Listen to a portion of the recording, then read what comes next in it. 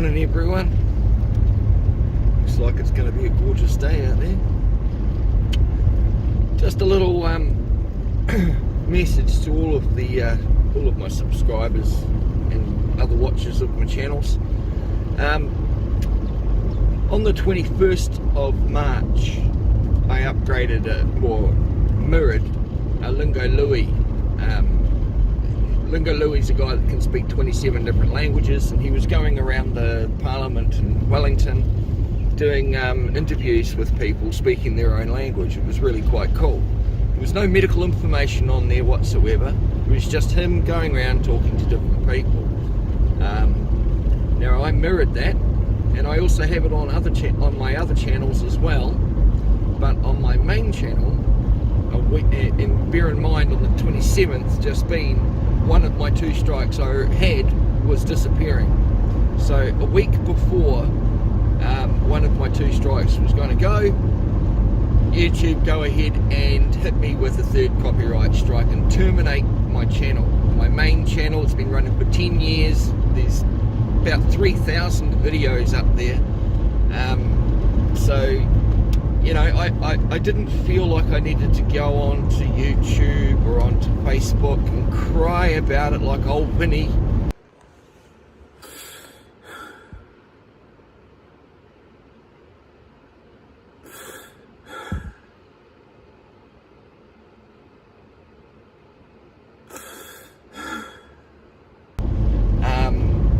All I simply did was appeal it, and the first appeal was denied. They said, nah, we've reviewed it manually, it breaches our medical misinformation policy. So then I sent them a 2nd appeal the following day, because I wasn't just going to accept that. Told them they were draconian, hypocritical, that lots of other social media platforms that I run have got it up there, so regardless of what they did, it's not exactly stopping it. And within 3 hours they re-reviewed it and activated my channel again. But then, even though they reactivated it and it's the video Lingo Louis, they have still kept that as a strike. And then they, even though they turned my channel back on and said, oh, our bad, you know, we'll reinstate you, I was still stuck with what I thought was going to be 2 weeks YouTube jail. Can't upload, can't post, you know, the standard bullshit they try. And I'm sitting there thinking, well, it was on the 21st, so about the 3rd or 4th of March, I'm expecting I should be able to post again. And then after about 9 or 10 days, because I noticed on the 31st of March that I could upload again. Now, you know how you get a red line or a red number, community strikes, you can click on it to see what strikes you've got. I clicked on that for 2 weeks, it just kept on saying retry, couldn't access it. So even if I wanted to look and see how long it was going to last for, I couldn't even access the community guidelines part of my YouTube channel to see. So, to everybody out there, and there's about 3,450 odd subscribers now, I think, on my channel, or 4,350 or 4,000 something odd. You know, subscriber counts have never been a big thing for me. I don't monetize it. So I really don't care. I do appreciate everyone subscribing, don't get me wrong, but it's not something that I get upset over one way or the other. Perhaps that upset YouTube that it wasn't pissing me off. So to everybody out there, there is the main channel, CKA Mark OTHOT. There is also now CKA Mark OTHOT with the brackets backup, which is a secondary channel. There is PINAC NZ, PINAC, Photography is Not a Crime, New Zealand.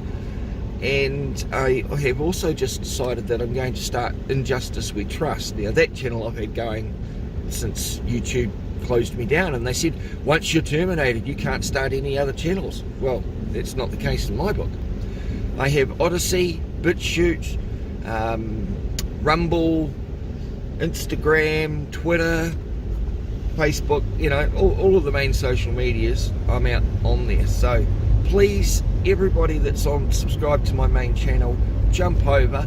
In the description of every one of my videos, you'll see the links to the other channels and a lot of other helpful information there too, like the NPCC memo from the police over in the UK. I noticed there's a lot of cops over there that don't seem to know their own rules. I think that's a general thing for all of them, no matter where in the world you are. It's something you've got to kind of remember.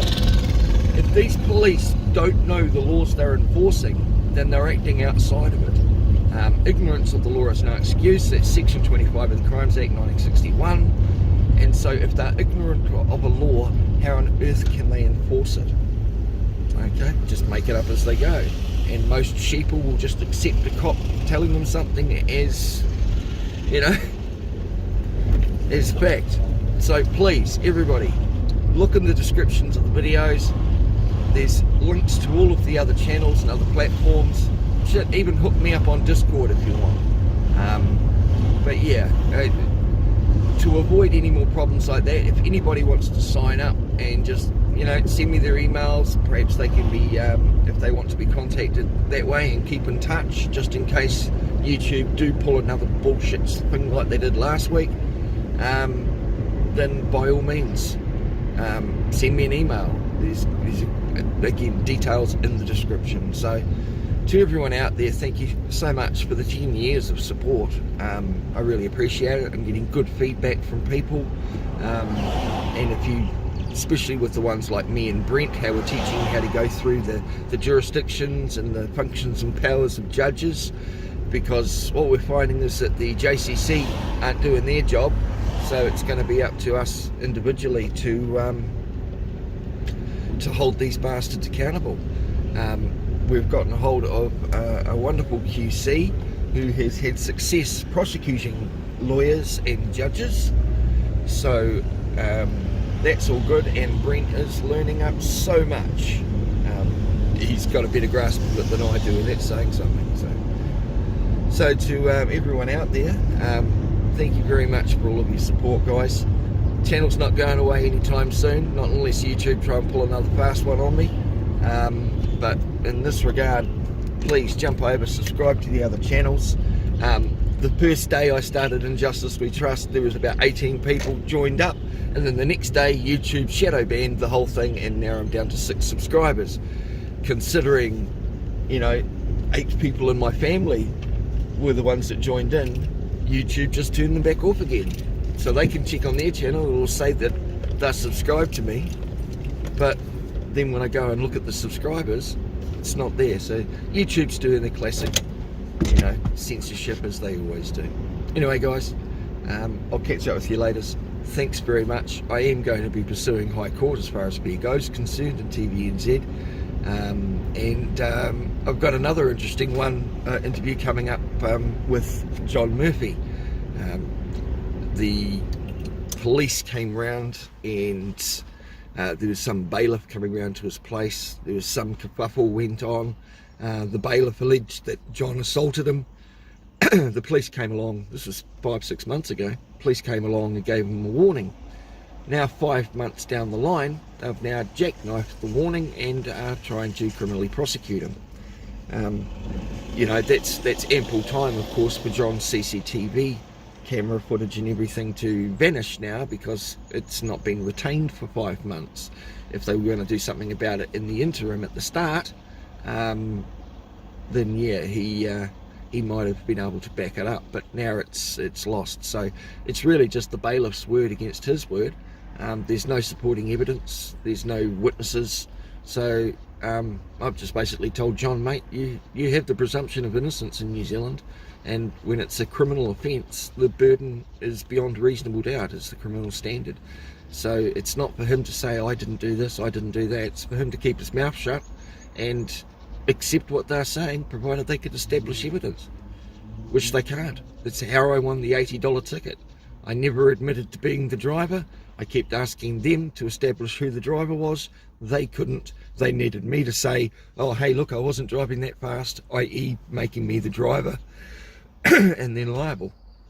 But yeah, it's a great thing to keep your mouth shut and you don't give them anything, because it will be used against you. Anyway guys, much love to you all. I hope you enjoy a wonderful 2nd of April today, and keep cool till after school. Bye guys.